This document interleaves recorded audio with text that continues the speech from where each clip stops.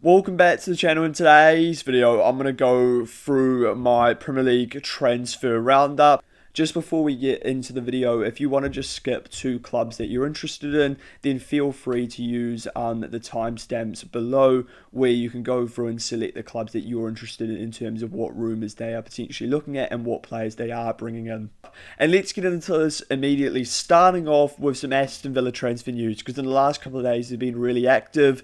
And first of all, they've confirmed the signing of Zion Suzuki, a 23-year-old goalkeeper. He's currently at Parma, but he's now officially joined Aston Villa. This has been confirmed for £25 million, and this deal has the potential to rise to £30 million. PSG had actually also agreed a fee with the player, but they were unable to complete the transfer due to a disagreement with Suzuki's agent and representatives, and the fact that there was no guarantee about Suzuki being a number one. And if you're going off this logic, then this would suggest that Suzuki is probably going to be the number one this season ahead of Emi Martinez. And if I was a Villa fan, I'd be perfectly fine with this. I think Zion Suzuki is looking like a really talented keeper, and I think he's going to be a great keeper for the next 10 years. I think this is a really good signing by Aston Villa, and this is the sort of business which is allowing them to replace the quality that they are losing. The other thing to discuss is, what does this mean for Emi Martinez? Well, I think most likely he probably will depart Villa before the end of the transfer window, but right now there doesn't seem to be a lot of interest in the player, and it'll be interesting to see what happens with this situation. But overall, really good signing by Aston Villa. I was really impressed with Suzuki at the World Cup. Then I'm on to Matteo Riguri, a 24-year-old left back. He was at Atletico Madrid, but he's officially signed for Aston Villa for £17 million with the potential to rise to £21 million, and he is the replacement for Digne, who has departed to PSG. And this deal is quite similar to the Suzuki deal. You're getting rid of someone that's older and is going to start declining, and their value is going to start declining. You bring in someone that's got the potential to be a good player and someone that's got the potential to be worth more in the future. And overall, I think it's a good replacement. So he is 6'2", and he's comfortable playing as a wing back, and he's came up with 7 goal contributions last season. And I think this is important. Is in the Unai Emery system, you need fullbacks that provide width and are dangerous going forwards, because Aston Villa play with narrow wingers. So overall, I think it's a really good signing by Aston Villa, bringing in Matteo Riguri, and I like both of those signings from Villa. Then I'm on to Aaron Wan-Bissaka, who was at West Ham, but he's officially signed for Villa on loan. This has been confirmed, and this deal has been agreed with an obligation to buy if certain conditions are met. An example of this obligation could be the number of appearances that Wan-Bissaka makes, and this has given me Harvey Elliott vibes. Is this signing? I could easily see Wan-Bissaka coming into Villa, he plays 10 games, and then Villa decide actually he's not good enough and they won't play him for the rest of the season. Otherwise, it looks like they'd have to pay £18 million for the player. So it'll be interesting to see what happens with this Wan-Bissaka deal. There was some reports suggesting that it was a mandatory future fee, but it appears it's a loan with no mandatory. But if Villa decide that he has had a good season and they don't meet the obligation, then they can just activate the option, which I'm pretty sure is the same fee as well. So overall, I think this is a decent signing once again from Aston Villa. It's nothing special, but it is just a backup right back for Matty Cash. Last season, I thought he was poor, but if Emery can get him back to his best, then you've got a solid player to add to your side and someone that's defensively solid, and I would trust Unai Emery as a manager to get him back to his best. Then I'm on to Ollie Watkins, who could be departing to Al Hilal. A £40 million bid has been rejected for the player. Apparently, Villa value Watkins at £55 million, and Emery has stated that he may well leave the club. It appears Watkins does want to depart Villa, and overall, look, Ollie Watkins will be a loss for Aston Villa. He is a good footballer, is Watkins, he's proven this. But I don't think it's a horrendous loss for Villa. I don't think it's an irreplaceable player, is Ollie Watkins. I think they've lost better players this summer in Tielemans and Rodgers. And we saw last season, Watkins wasn't on it for the first half of the season, and he really struggled. So I don't think you want to keep a player around that's not really at it or wanting to be there. And in terms of some potential replacements for Ollie Watkins, Villa have been linked with Folarin Balogun. He's coming off a good World Cup. He has been impressive for Monaco, has Balogun, and this could be a good option to consider. But for me, I'd go with a player that's more strongly linked, and that is Nicholas Jackson, currently at Chelsea. Chelsea want to get rid of Jackson. That has become pretty clear this summer, but I think there's a good footballer in Jackson. I think he'd really suit this Villa side. He'd really stretch the opposition, and I think this would be a great addition for them to make. I would argue that Jackson could arguably be an upgrade on Watkins. Once again, you're bringing someone that is 5 years younger, is Nicholas Jackson, and he's someone that's proven he can do it in the Premier League. His finishing can be inconsistent at times, but overall I think he's a good addition. And as well as this, I actually think Watkins' finishing can be quite inconsistent at times. I think we've seen this over the last sort of 5 years, even under Unai Emery. There's also interest in Jackson from the likes of Napoli as well as Atletico Madrid, so Villa may have to act fast if they want to bring Jackson in, but overall I think this makes a lot of sense. And as well as this, Unai Emery's worked with Jackson at Villarreal, so he knows the sort of player he's bringing in, so I think that could really work out for Villa if they get a good fee for Watkins, which is looking likely.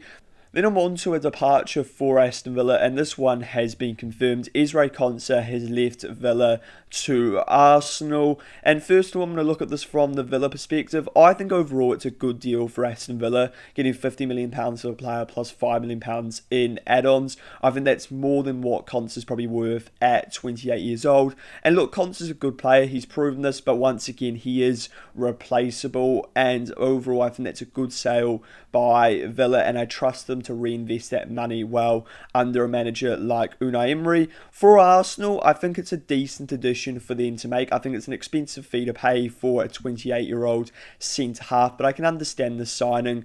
Arsenal are likely to be in a lot of competitions this season, and people may say they've got so many defenders already, but Saliba's now out for a couple of months, and as well as this, Konsa can cover at right back, and I think this is a position that was necessary to add into because someone like a Ben White isn't reliable. Jurrien Timbers had his injury problems, so overall I can understand signing someone like Ezri Konsa.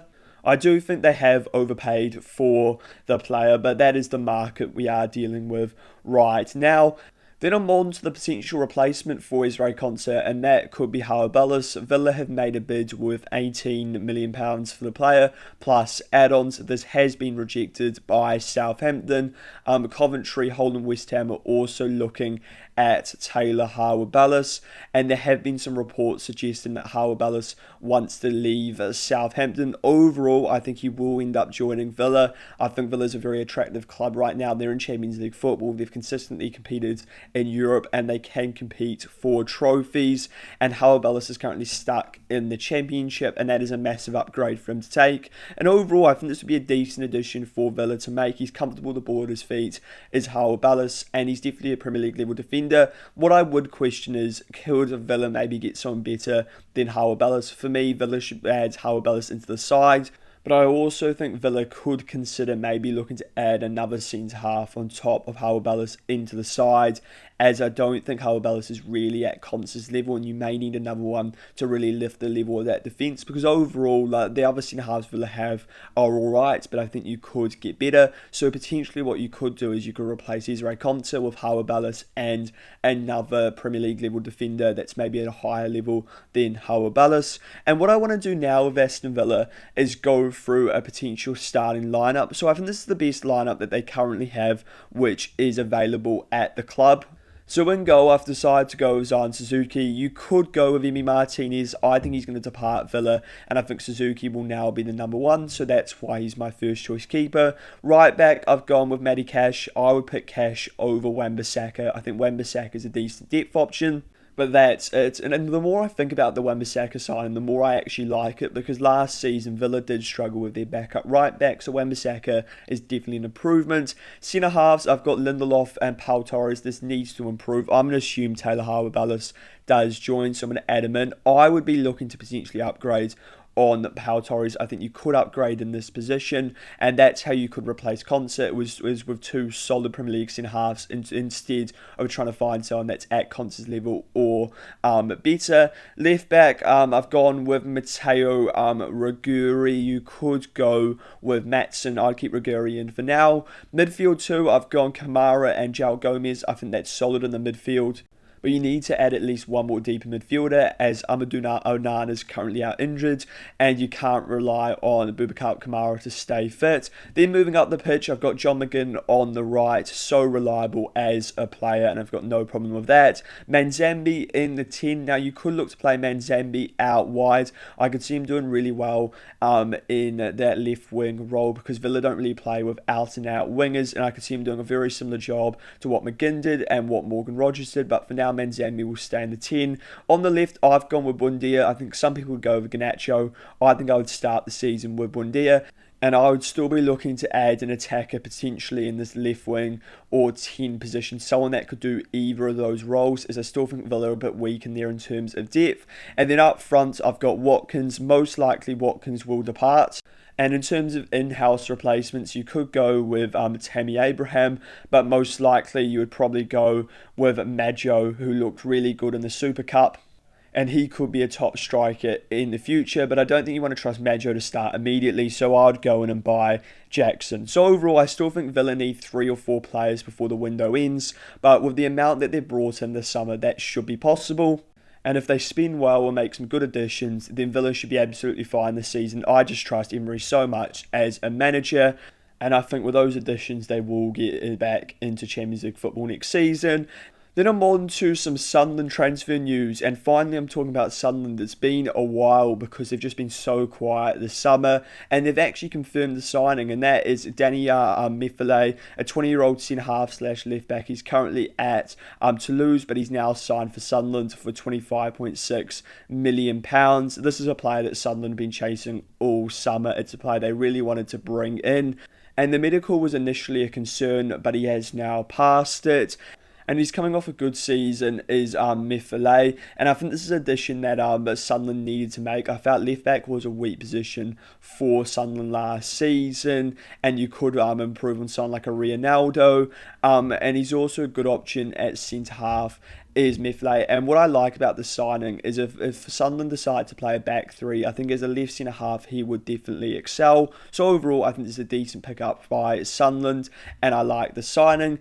Then I'm on to Jules Ahuko. He's a winger that's currently playing for Antwerp, but it looks like he will be signing for Sunderland. A fee has been agreed with £8.5 million, and he appears to be a Granit Xhaka backup. He can play as a deep line playmaker, and he's solid defensively as Jules Ahuko. Then I'm on to Jenny Katoma. He's a Sporting 25-year-old right winger. He's been linked with Sunderland, Ipswich, Brighton and Brentford. Apparently Sunderland are willing to trigger his release clause worth £51 million. And I mean, that is a huge fee for Sunderland to pay. And it'll be interesting to see if they do decide to do this. He's an explosive player that can play as a winger as well as a wing back. And similar to that Methalie signing, I think that works quite well, as Sunderland often play a 3 or 5 at the back. So when they play that 5 at the back, he can play as a wing back, but he can also play as a winger in a back 4. And this actually works really well because Sunderland needs their wingers to be defensively solid. They need to work hard off the ball, and that's someone that can definitely do this. And he came up with 6 goals and 4 assists last season, did Jenny Katoma. Overall, I haven't seen a lot of any of those Sunderland signings or potential signings they could make, but I do trust their recruitment. It was absolutely brilliant last season, so I trust this will come off. And as well as this, on this Katuma player, clubs like Brighton and Brentford are also interested in him, who have also recruited really well in the past. So he is probably a talented player, is him. And for Brighton, this could be a potential Yankube Minte replacement, who I'm going to talk about later in this video, who could potentially be departing to Liverpool. For Ipswich, I don't see them signing this sort of player because I just don't think they have the funds available, and it's not a priority position at all. Then I'm on to some Ipswich transfer news, and the first one is Jaden Philogene. He is set to stay at Ipswich. This has been reported by Fabrizio Romano, and it was previously being reported that Philogene wanted to depart the club. Overall, I don't think it really matters for Ipswich if Philogene stays or departs. I think he's quite an overrated player, is Dayann Methalie. I just think he's fine. I'm not even convinced he's at Premier League level, is Philogene. And I'm also not convinced he was going to start the season for Ipswich. I thought Dayann Methalie was probably going to start over him on the left wing position. And also Jack Clarke arguably had a better season in the Championship last season. I would say he did than Philogene. So he could actually be their third choice winger going into the season, could have Dayann Philogene. And I actually think that the funds that a Philogene sale that could have generated could have been really useful to invest into the rest into the squad. So overall, my preference would have been actually to sell the player, but he's not the worst player to keep around. If he can show the potential that he does have, then you could have a real threat on your left wing this season, but most likely, I think he will just be a squad option at best. Then I'm on to Palacios, who's currently at Leverkusen, and Ipswich should put a second bid in for the player. I'm unsure around what the bid was, but it has been rejected. The first bid was £17 million, so you'd expect a bid maybe around £20 to £25 million. He's currently being valued by Leverkusen at £30 to £35 million. Leipzig are also interested in the player. Overall, this is the sort of signing I'd be committing a lot of my budget to. I think Palacios is a really good player. I think he's a lot better than a potential relegation contender player. And it's going to be Granit Xhaka vibes as the signing of Palacios. I think he's a really quality player. And if you play him next to a Lukic, a Matasiwa, someone of that profile, a Florentino Luis, I think he would really excel. And I think this is the sort of signing you just have to make if you are Ipswich. I think this could be a game changer. Could Palacios, and he could really elevate that side, and he could be the Granit Xhaka for Sunderland last season that kept them in the division. I truly believe that around Palacios, and he's still a decent age as Palacios, in his prime now, about 26 years old. And I think Ipswich may well make the signing because Ipswich have come out in the last couple of days stating that despite all the signings that they've made this summer, they're still looking to spend more. So that's really positive signs if you are an Ipswich fan. And I'd be hoping that that signing is Palacios because clearly they want the player. They've made 2 bids for him. And I think they will pay that extra £10 million to get the player through the door. Then I'm on to the latest transfer rumours around Hull City. Starting off with Che Adams. He's a Torino striker. He's been linked with Hull City. I'm going to say this straight away. Don't go anywhere near this player. He won't keep you in the division. We've seen this in the past. He's not good enough for Premier League level. He showed this at Southampton. And this isn't the sort of player that Hull City should be signing. If I'm Hull, I'm going in and just dropping what it takes to get someone like a Zion Fleming. If Hull City are willing to spend the £250 million that the owner mentioned at the start of the summer, then really just go down, drop £30 million to Burnley and see what happens. Maybe Fleming doesn't want to join Hull City, but he could really elevate that side. He could score you 10 goals in the Premier League, and that could be enough for you to survive. That's the sort of player they need to bring in, not someone like a Che Adams.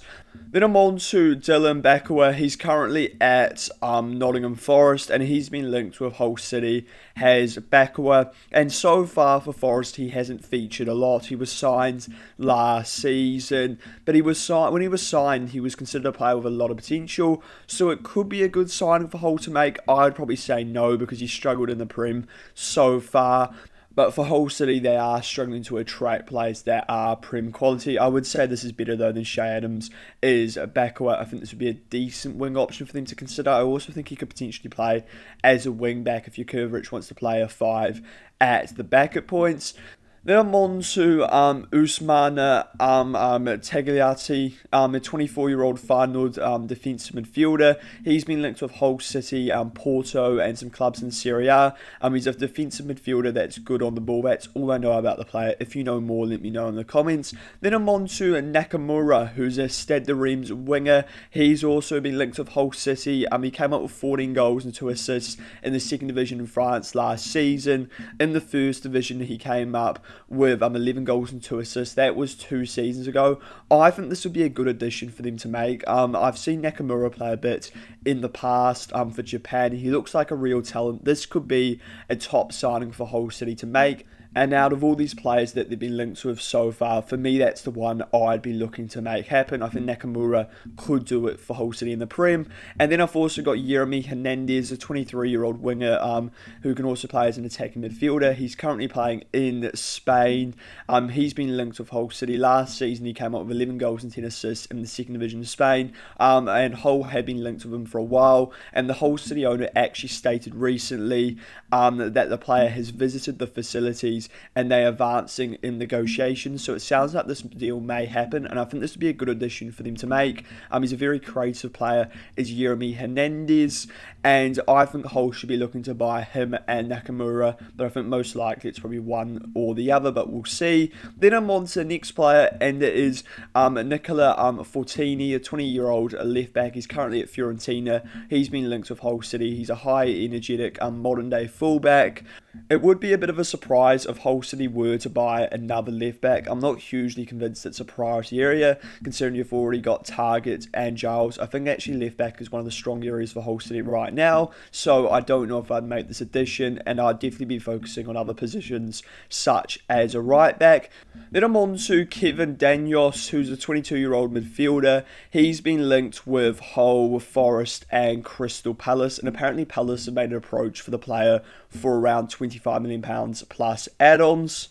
And he's currently playing for Auxerre in Ligue 1, and he's a high-energy box-to-box midfielder. Hull have actually been previously linked with the player for a while, and they have been interested. It'll be interesting to see what happens with Danios. Then I'm on to Daniel Bentley, and he's officially signed for Coventry on a free transfer, and there's not a lot to talk about with Daniel Bentley. It's just going to be a backup keeper for Carl Rushworth. Then I'm on to Siddiqui Sharif, who's officially signed for Coventry as well. He's a 19-year-old striker. It's been confirmed for £21 million.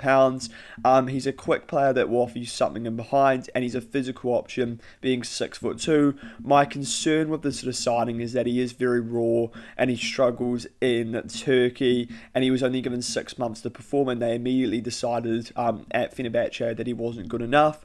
But having him and Taiwo 1 year up front could be two decent options for Coventry to have. As you've got Siddiqui Sharif, who's more of the younger player, but then you've got a 1 year, he's the older player that he can learn off. The issue of this is obviously the injuries that Taiwo 1 year has. And look, Coventry struggled in their first game, as a lot of people would have seen, but I'm expecting them to be a better side come the end of the season, because they're going up against the champions of last season, the most difficult fixture on the calendar, away at the champions. And as well as this, Coventry squad isn't quite ready, and a lot of their actual, I think, better players, such as like a Jack Radoni, weren't even starting. So I'm not going to just completely write off Coventry after one performance. It was disappointing, but it was to be expected. Then I'm on to some more Coventry transfer news, and that is Mykhailo Mudryk, who has been linked with Cov as well as Leeds and Strasbourg. Fabrizio Romano has stated that Mudryk is going to be allowed to leave on loan this window, and overall it'd be good to see Mudryk get a loan move to the Premier League and to perform, because it's been unfortunate with what's happened with the ban for Mudryk. It turns out he shouldn't have got that ban altogether, so hopefully he can become a good player, but I'm not convinced this will work out for whoever brings him in on loan. Mudryk wasn't particularly impressive in the Prem before the ban, and after the ban I can't see him being any better, because he hasn't played football for a couple of seasons, but hopefully he does come back, he plays well. But I wouldn't be a fan of the signing if I was Leeds and Coventry. In terms of a signing I would be a fan of if I was Leeds, would be Liam Delap. Delap's been linked with Forest, Everton, Newcastle and Leeds. I think this would be a good addition for all those sides to make, apart from Newcastle. I don't think Newcastle need a battering ram up front. I think they need a striker that's a different sort of player. I don't think Delap is that. I think someone like a Jackson would be a better option for them. But for a Forest and Everton and Leeds, they could use someone like a Liam Delap up front, who can be a bit of a battering ram. He really excelled in that sort of system at Ipswich, where he was that sort of physical number 9 that would look to hold up the ball, and he's good at carrying the ball as someone like Liam Delap, and I could see him really doing well for Forest as a potential long-term replacement for someone like a Chris Wood, because Wood's not going to be able to do it for much longer. For Everton, they just need a striker. I think Delap comes in, he does a good job. And for Leeds, Leeds, Calvert-Lewin can have really inconsistent periods and he can struggle at points. When Calvert-Lewin's struggling, you bring in Liam Delap to that system and he can do a very similar role. And as well as this, chances are Calvert-Lewin's going to pick up an injury this season. It's very unlikely that he stays fit for an entire season. He did well to stay fit at Leeds last season, but previously he really struggled with fitness at Everton, so I think it's likely that Calvert-Lewin does pick up an injury. And without Dominic Calvert-Lewin, Leeds are a completely different side without that focal point up front, so I think that'd be a good signing for them to make. And I don't think you have to pay £50 million for a player like Liam Delap. That's apparently what Chelsea want. Chelsea will continue to bring that asking price down until the window ends because they've got no interest in keeping Liam Delap. So I think he will depart, and I think whoever picks him up has got a good number 9. I know he struggled at Chelsea, but I still think there's a good player in that. And another option, if you're not interested in Liam Delap, could be Zayn Fleming. He's currently at Burnley. He was really good for Burnley last season, considering he was playing in a relegated side. And he's a real threat up front is Zayn Fleming. He's brilliant in the air and he's been linked with Everton, Leeds and Lille. I think this would be a perfect striker for Everton to bring in. He's a target man up front. He's good in the air, would suit that system for Leeds, the perfect alternative to Dominic Calvert-Lewin. So overall, I would go in and I'd go in and buy Zayn Fleming. Would I prefer Fleming over Liam Delap? I think for Everton, no. I think Delap probably slightly suits their system a bit more. He's better at stretching a line as Liam Delap. He's a bit more mobile. But for someone like Leeds, if you just want someone to compete with Calvert-Lewin and you want the exact profile, then Zayn Fleming's the perfect player. He's good in the air as Zayn Fleming. He can basically just do what Calvert-Lewin does, and he can be that focal point up front. So if I was Leeds, I'd get Fleming, and if I was Everton, I'd get Delap. But it'll be interesting to see what happens with those two players, because I think both of them will get moves by the end of the window. And there is some more Leeds transfer news, and that is around players signing new contracts. Brenden Aaronson, first of all, has signed a new 3-year deal at Leeds United, which means he will be staying at the club until 2029. Overall, I've got a bit of mixed feelings around this. I think Aaronson, based off performance, deserved a new deal, but you need better, I think, in your side than someone like a Brenden Aaronson. I think he's a very average player, and despite him coming off a good season, I think I would have looked to sell him in the summer, as I think it's unlikely he's going to continue to perform at the level that he was last season. But Farke clearly really likes Aaronson as a player, and he works hard off the ball. Jayden Bogle, I think that's a contract that's deserved. He's signed until 2030. I've got no problem with that. And I would say the same with Joe Rodon. I think both of those players deserve new deals. Brenden Aaronson, maybe not so much, but he's only got one until 2029. Bogle and Rodon have got contracts until 2030, so that may be reflected in the length. Then I'm on to some more transfer news for Crystal Palace, and it looks like they will be signing Axel Disasi. Overall, I think this is a really good signing by Palace. He's really comfortable in a back five, is Disasi, and in a more defensive system. We saw this at West Ham. I think he will do well in Perissage's system, and overall, I actually think Disasi is a good defender when he's in a low block. It's when he's in a high line at a club like Chelsea does Disasi struggle, but I think in a low block he's absolutely fine. I think it's a good addition for them to make. He's very comfortable as a wide centre-half, so overall I'm a fan of the signing. As well as Disasi, they're showing interest in another French player that has played for West Ham, and that is Magassa. He's currently at West Ham. He's been linked with Palace. Overall, I wouldn't be a fan of the signing of Magassa. I don't really see this happening. I think Palace should be looking for better than this. He is quite young as a player like Magassa, but I was never convinced by him last season, and he wasn't consistently getting into that West Ham midfield, which was poor. And then I'm on to a player potentially departing Crystal Palace, and that is Ismail Sarr. He's been linked with Galatasaray. Apparently, Galatasaray have made a bid around £26 million for the player, and Fenerbahce and Man United are also interested in him, but Palace wants around £50 million, and they don't want to sell the player. Overall, if you can get £50 million for Ismail Sarr, I think it's a good sale for Palace to make. I just think he's a good player, Ismail Sarr. I don't think he's anything particularly special, but he's a player that you don't want to lose if you are Palace. He's very effective in that system on the counter. And in terms of Man United being interested in this sort of player, for me, Man United need better than Ismaila Sarr. And as well as this, I don't see this happening. I don't think this is a real rumour. They've already got 2 right-winger options, doing Man United and Brian Mbeumo and Amad Diallo. There's no reason to go in and buy someone like Ismaila Sarr.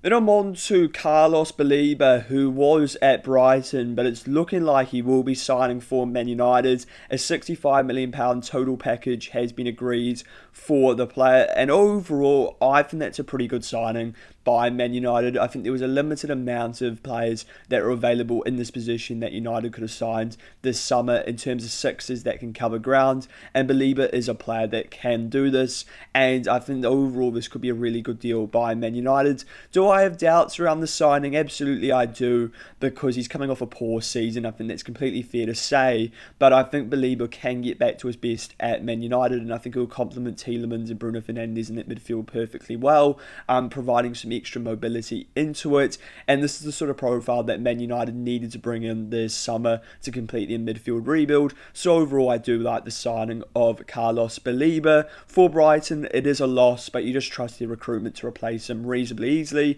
And last season, he wasn't even playing as frequently as he should have because he was underperforming. Then I'm on to another player that could potentially be departing Brighton, and that is Yankuba Minte. He's attracting interest from Liverpool as a potential alternative to Ibrahim Mbaye. Liverpool have put 2 bids in now. The second bid was worth £60 million. It has been rejected as Brighton wants £70 million for the player, and I don't like the signing at all for Liverpool if it does happen. My first issue with the signing is obviously the injury. The injury will keep him out of the first part of the season, and he won't be available until after the first international break, meaning he'll miss around 7 games with Yankuba Minte. But that's not my main problem with the signing. My main problem with it is the fact that I just don't think he's worth this sort of price. And I actually just don't think he's that good as Minte. I just think he's alright. I think he will suit the Areola system well. He'll provide pace into it. But I've never watched Minte and gone, oh, you're really special. I've just gone, oh yeah, decent, good player, probably Brighton level, can maybe get to a move like a Villa and Newcastle. Not a Liverpool that are aiming to be challenging for the Premier Leagues and Champions Leagues. I've never thought Minte was that sort of player, and he's having to replace Mo Salah. Now, the issue with this is what would be my alternative to someone like a Yankuba Minte, because clearly there is a lack of wingers on the market this summer.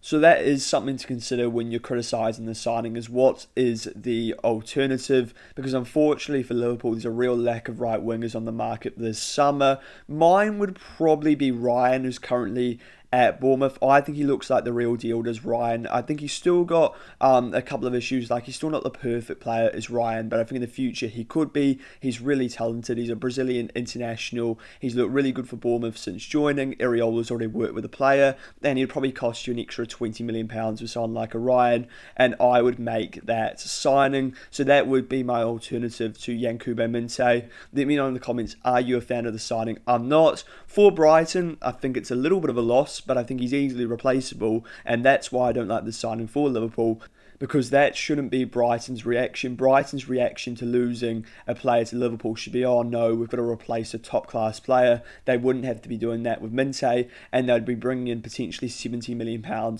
which is way too much for this sort of player who's just a good footballer. He's nothing better, and I can't see him really improving as a player. I don't see Minte being a top winger in the future. Then I'm on to Femi Aziz, who is the potential alternative to Yankuba Minte. He's currently at Millwall, and he's coming off a really good season as Femi Aziz. A major reason why Millwall finished 3rd place, a really good creator, was Femi Aziz, and he's so dangerous off his left foot, and he's great at getting dangerous balls into the box. But would I be a fan of the signing for Brighton? No, I wouldn't. I don't think Femi Aziz is Brighton level. I think he could be Premier League level, but he's definitely not Brighton level. And I don't really see Femi Aziz becoming that level in the future. So overall, I don't think this would be a good signing for Brighton, and I think they should look at better. I think they probably should sell Minte for that price, but I think they need to get better to replace him. Then I'm on to the next player, and it is Curtis Jones, departing Liverpool for £30 million. He's joined Inter, and overall, I think this is a loss for Liverpool. I think Jones was quite an underrated player. I think he can play as a 6, an 8, as a 10, and as a 10. I just think he's a good player, is Jones, and I think Liverpool would have wanted more for this sort of player, but when you're selling to Serie A, then you're unlikely to get anything more than this sort of fee. And as well as this, Jones had all the bargaining power because he only had a year left on his deal, and it was becoming pretty clear that he wanted to depart this summer. So overall, it is a loss for Liverpool, but he is a replaceable player, is Curtis Jones. If you replace him with someone like an Adam Wharton, if Liverpool decide to do this, then you are upgrading. Then I'm on to Promise David. He was at Union Saint-Gilloise, but he has joined Brighton on loan for the season with an option to buy around £22 million. This is a dodgy deal because Tony Bloom has a stake in both sides, and there's no real reason for Union Saint-Gilloise to loan out a player to Brighton, but this is the reason why, is because actually Tony Bloom just has a stake in both sides, and he wants to add Promise David into the squad for the season for absolutely nothing. And if he's good, well, then you've got a player that you can buy permanently. And he does have the potential to be a good player, as Promise David. He has the attributes for sure. He's 6'5", he's 25 years old, and he's come up with 41 goals in 82 games in Belgium. Then I'm on to De Gregorio. He's a 29-year-old goalkeeper. He's currently at Juventus, but he looks like he will be joining Bournemouth on loan. That deal has been agreed, and there is a £12 million option. Overall, De Gregorio, he's a decent keeper, and he will come in and he'll compete with Petrovic for a starting position. Then I'm on to Ruben Vargas, a 28-year-old Sevilla winger, and it looks like he could be joining Bournemouth. They've had an £8 million bid rejected, have Bournemouth. And Olympiacos and Turkish sides are also looking at the player. He's a winger that's good at creating chances. He came up with 6 assists last season for Sevilla in La Liga. Then I'm on to Dedic, who's a Benfica 24-year-old fullback. In fact, he was a Benfica 24-year-old fullback that mainly plays as a right back, but now he's officially signed for Newcastle United. Overall, I like this addition of Dedic. It's quite a big fee to pay, but I understand the signing. Someone like a Livramento really struggles to stay fit, and they needed to bring in a good backup, and Dedic is this. And also, as well as this, he can also cover at left back. So if Hall's struggling with injuries, which has happened in the past, then Dedic could slot in there. And I think this is a decent addition by Newcastle to make. And speaking of Lewis Hall, it's looking likely that he will remain at Newcastle, and that he's going to actually, in fact, sign a new contract. I wonder if that contract may contain a release clause, however, and that's maybe why he's willing to do this. Man United and Chelsea were interested in the player. If I was Man United, I'd go in now and drop £70 million in Lewis Hall, because I think he's worth it. I think he's going to be a top left back in the future, and I think he's arguably a top left back right now. And he would immediately solve all the left-back issues that Man United do have. And another one that Man United were looking at left-back was Miles Lewis-Skelly, but it looks likely he will stay at Arsenal. Arteta has said this, he's committed to stay for the season, so it looks like Man United and Chelsea won't be able to purchase the player. Both of those sides were looking at Lewis-Skelly. And look, I don't think Arsenal needed to keep a player like this, but you want to keep your players that have come through at the club in your squad for a decent period of time. And Lewis-Skelly can play at left back, and he can also play in midfield, and most likely he will be a midfielder this season. We saw him start in midfield against Coventry, and now because of this, Arsenal have got midfield depth with the likes of Bruno Guimaraes, Subamendi, Rice, and Lewis-Skelly. It's so much depth and so much quality in 2 positions. So overall, this is good news for Arsenal. And keeping Lewis Hall is good news for Newcastle. Then I'm on to Rodri, who's officially signed for Barca for £50 million plus £15 million in add-ons. Overall, this is a massive loss for Manchester City. There's absolutely no way to deny this. Without Rodri, City are a completely different side. We saw this a couple of seasons ago now in the 24-25 season, where they really struggled when Rodri was out with an ACL injury. And as well as this, I actually think that Manchester City should have asked for more for Rodri. I think they could have asked for £80 million, even as high as £100 million. Look, I understand that Rodri is starting to get older, and he's only got 1 year left on his deal, but he's worth that sort of fee as Rodri to City, because without him, they're a completely different side.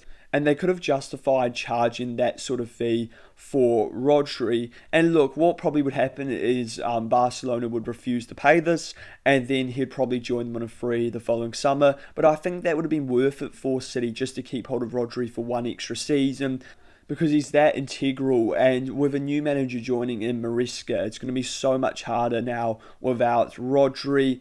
And for me, it would have been worth just keeping Rodri for one more season and just saying, well, we'll have to accept that he'll leave on free the following season. And in terms of the potential replacements for Rodri, I'm just going to go through this quickly because I've discussed them in so many transfer roundups. The first one is Enzo Fernandez. I don't like this at all. I've been very clear on this. I don't think this is the sort of player that City should bring in, because I don't think he would partner well with Elliot Anderson. For me, City need to replace Rodri with a deeper midfielder, someone that's a 6, not someone that like an Enzo Fernandez, who I think is better in more advanced positions, because for me, I want to let Anderson play as a box-to-box. I don't want Anderson in the 6. Another one they've been looking at is Boadi. This is the sort of profile City need to bring in to replace Rodri. But Boadi is a 6. He's a player with a whole lot of potential, and him and Anderson would do well in midfield. But the one I'd be buying is Adam Wharton. He's been linked to Chelsea, Liverpool and Manchester City. The Crystal Palace manager, Perry Sage, has stated he won't be leaving, but if you offer a good enough transfer fee, they will accept it for Adam Wharton, because Palace are that sort of side, and he would be a great addition for City to make. This is the sort of profile I think would do perfectly well next to Anderson.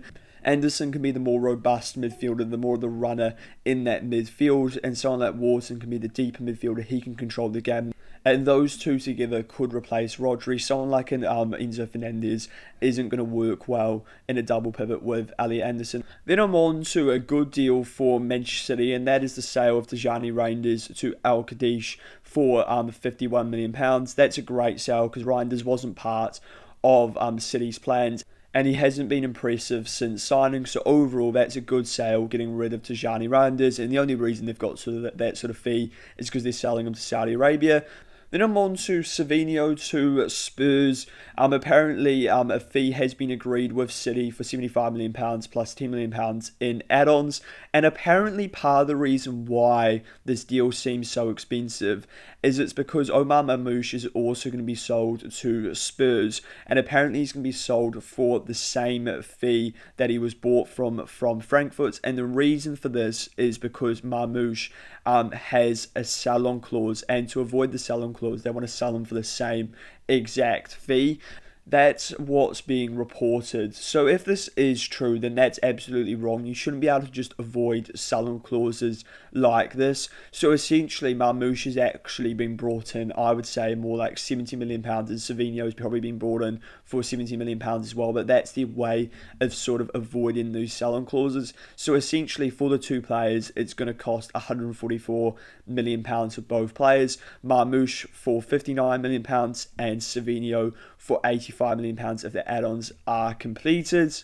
Those are the fees that are being reported. So in terms of my thoughts on the actual player, I'm not convinced by the Savinho signing at all. I've never been impressed by him at Manchester City. He's come up with no real end product in 2 seasons, and I think City have made a great sale in selling Savinho for this much. For Spurs, I think it's a poor buy from them, even if they are buying him for less than what the fee actually says. And I'm not too bothered about transfer fees, especially with a side like Spurs. Spurs just need to spend a whole lot this summer and bring in quality. They've done the spending part, but I'm not convinced with this sort of signing they've brought in the quality. And I've been really impressed with Spurs' business so far this summer, but this is a signing I don't like. I don't think Savinho's all that at all. And in terms of who City are looking at as a potential replacement, they're looking at Allen, who's a 22-year-old right winger. He's currently at Palmeiras. He's been linked with Man City. Clearly they see him as the next big thing. They're bringing him in from Palmeiras, and he is the Savinho replacement. He may well end up being better than Savinho based off the evidence I have of watching Savinho so far, but you never know. Savinho may turn out to be a great player. because at points I start to think there's a player in there, but then you watch another 10 games and he just does absolutely nothing. And then finally, I've got Marmoush to Spurs. As I've just said, Marmoush looks like he's been brought in for £59 million. That's what it says on the books, but in reality, it's actually a double deal for Savinho and Marmoush worth £144 million. And personal terms have been agreed with the player. They haven't agreed on a fee yet, but I'm assuming it's going to be £59 million for the player. And overall, I think that's a decent addition by Spurs. He can play on the left and up front. I'm actually unsure where he would play for Spurs. I'd probably assume on the left. I'd say it'll be him on the left, Savinho on the right, and then Dom Solanke up front. I still think if that is the attack, they could bring in another striker, but I think it's got to be a left winger because Spurs don't really have any left winger options right now. And I do prefer the signing to Savinho, but overall, I just think he's a good player as Marmoush. I don't think he's anything special, and I think Spurs' attack is probably going to underwhelm this season, considering the amount they're bringing these two players in for. And I think this will be the weak point of the side this season. The attackers and the goalkeeper, that's my concern for Spurs going into the season. Let me know, Spurs fans, do you agree or do you disagree? Do you like the signing of Savinho and potentially Marmoush? So that is the end of this video. Please let me know your thoughts on it. Where do you agree? Where do you disagree? What rumours have I missed? And if you enjoyed this video, it'd be great if you subscribe to the channel as well as liking the video.